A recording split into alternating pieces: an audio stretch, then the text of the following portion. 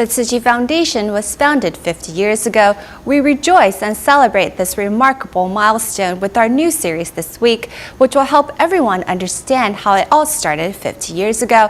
In the first of our series today, we will also learn the origin of such concepts such as Buddhism in action and walking the bodhisattva path. Here is our in-depth report.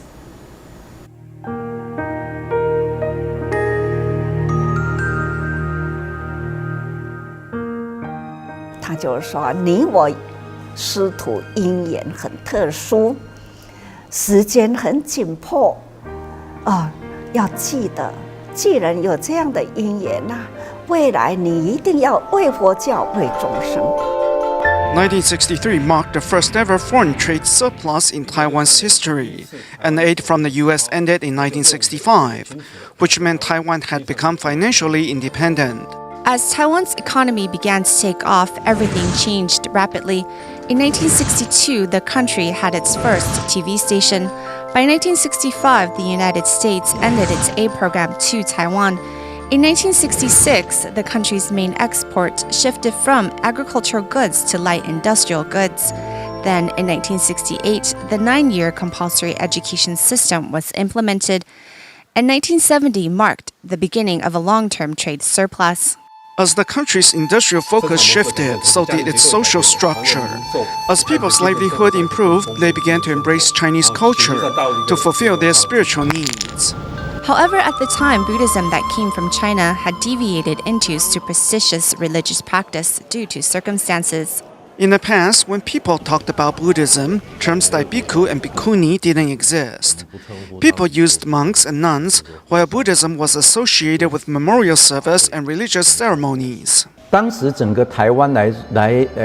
the time, there were various religions in Taiwan. There were the Buddhism from Japan, Taoism, and the Chinese Salvationists. Believing that Buddhism should return to the teaching of the Buddha, Venerable Master Ying Shun began promoting humanistic Buddhism. This renaissance of Buddhism was just what Taiwanese were looking for, and the concept quickly took off in the 60s and 70s. The advent of Tzu Chi Foundation in 1966, Fo Guangshan the next year, and the predecessors of Dharma Drum Mountain Nonchan Temple in 1971 ushered in the new chapter of Buddhism in Taiwan. In an agriculture-focused community, people would and had to rely on one another. However, the coming of industrial age brought about a revolution that changed everything, and people needed to learn to help one another again. The late Master Sen Yan joined followers with Zen. At the time, people experienced a lot of stress as the economy took off. So through meditation, people learned Buddhist teachings. Another major sect was Fo Guangshan, founded by Master Xing Yun, which brought Buddhism out of temples in the mountains and into communities. Venerable Master Ying Shun was inspired by Venerable Master Tai Shu's teachings, and Master Tai Shu's disciple, Dharma Master Tzu Hang, also advocated that Buddhism should be centered on charity, education, and culture, which coincided with Tzu Chi's 4 missions. Master Yin Sun defined humanistic Buddhism as pursuing the bodhisattva path using this rare human form that we have been given. A follower of Master Ying Shun's teachings, Dharma Master Ho Guan says, according to the Venerable Master, humanistic Buddhism should adapt to the needs of people, which means promoting the teachings of the Buddha through acts of charity and adapting to the changing world. What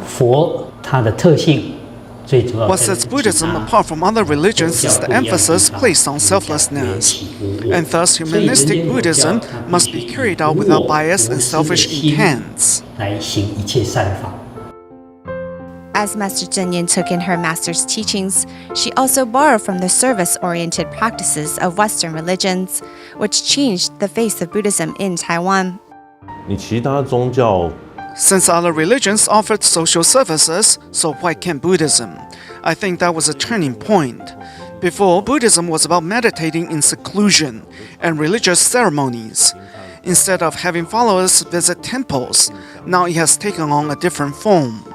Without needing to choose between renouncing or embracing the world, Master Zhen Yin has forged a new path to enlightenment accessible to all and allowed Buddhism to return to its true nature, which is to serve.